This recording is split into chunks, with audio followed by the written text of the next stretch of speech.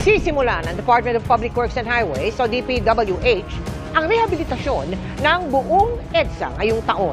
Ayon kay Public Works Secretary Manuel Bonoan, alinsunod yan sa kagustuhan ng Pangulo. Sisimulan ang Bataan-Cavite Interlink Bridge na dadaan sa Manila Bay at magdudugtong sa dalawang lalawigan. Sa habang 32 kilometers, ito raw ang magiging second longest bay bridge in the world. We will start the construction within the first semester of this year. And once this project is completed, ito yung sinasabi natin that we'll be proud to say that the Bataan-Cavite Interlink Bridge will be the second longest bay bridge in the world. So game-changing ito. Isang napakagandang balita, mga kaibigan. Dahil sa proyektong ito ni Pangulong Bongbong Marcos Jr. ay mamamayagpag ang Pilipinas hindi lang sa ating bansa kundi maging sa buong mundo. Ating tatalakayin ang isa sa pinakahiganting project ni Pangulong Bongbong Marcos na mas malaki pa sa naging project ng dating administrasyon na si Pangulong Rodrigo Duterte. Ito ang pangalawa sa pinakamahabang bay bridge sa buong mundo.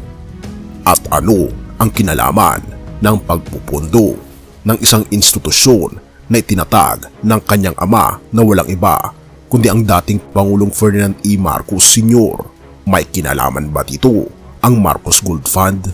At bakit napakalaki ng pondo ng institusyong ito para maging posible ang proyektong ito? At magkano ang kikitain nito na magbibigay ng napakalaking benepisyo hindi lang sa mga Pilipino kundi sa ating ekonomiya? Halika, ating pag-usapan ang pinakamahabang bay bridge sa buong mundo, ang Bataan-Cavite Interlink Bridge na simbolo ng progreso ng administrasyon ni Pangulong Bongbong Marcos Jr. Alam mo ba na may proyektong maaaring magdala ng malaking pagbabago sa ekonomiya at transportasyon ng Pilipinas? Ang Bataan-Cavite Interlink Bridge ay hindi lamang magkokonekta sa dalawang probinsya sa loob ng 45 na minuto, ngunit magbibigay din ng malalaking benepisyo para sa bansa. Ngunit ang tanong, saan nga ba nanggagaling ang pondo para dito? Isang ambisyosong proyekto.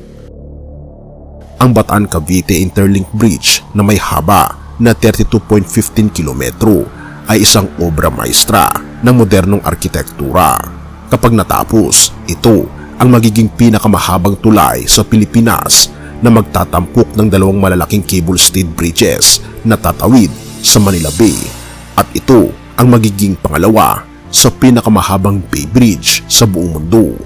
Babawasan nito ang biyahe mula Bataan hanggang Cavite mula 5 oras patungo sa 45 minuto lamang. Bukod dito, inaasahan itong magpapalakas ng turismo, magpapabilis ng kalakalan at magbibigay ng libu-libong trabaho. Isang proyektong naglalayong pagandahin ang kalidad ng buhay ng mga Pilipino. Ngunit magkano ang halaga ng ganitong ambisyosong proyekto? Kaibigan, embrace yourself. 219.3 bilyong piso. Wow na wow! Saan galing ang pondo? Dito nakakagulat, mga kaibigan. Ayon sa mga ulat, ang proyekto ay pinondohan ng iba't ibang institusyon, kabilang na ang Asian Development Bank.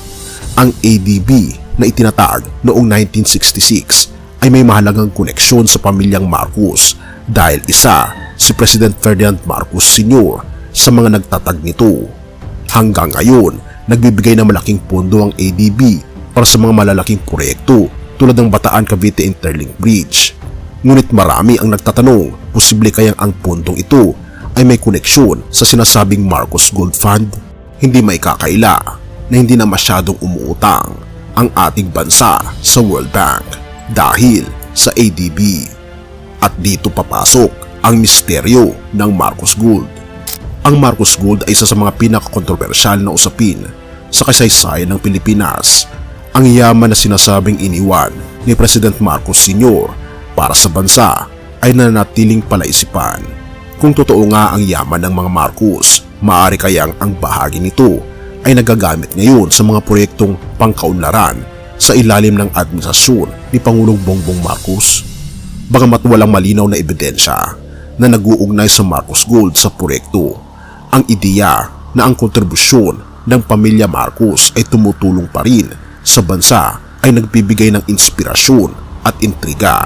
At kung ating titignan, napakalaki ng benepisyo ng Bataan-Cavite Interlink Bridge sa ating bansa. Ang Bataan-Cavite Interlink Bridge ay hindi lamang isang tulay, ito ay simbolo ng progreso. Narito ang ilan sa inaasahang benepisyo. Una, pagbawas ng trapiko. Mababawasan ang pagsisikip sa Metro Manila na nagdudulot ng araw-araw na lugi na 3.5 bilyong piso. Sa isang taon, ito ay katumbas ng 127.75 bilyong piso na matitipid. Pangalawa, pagpapalakas ng turismo. Ang mas mabilis na koneksyon ay posibleng magdadala ng karagdagang 10 bilyong piso taon-taon. Pangatlo, pagpapabilis ng kalakalan.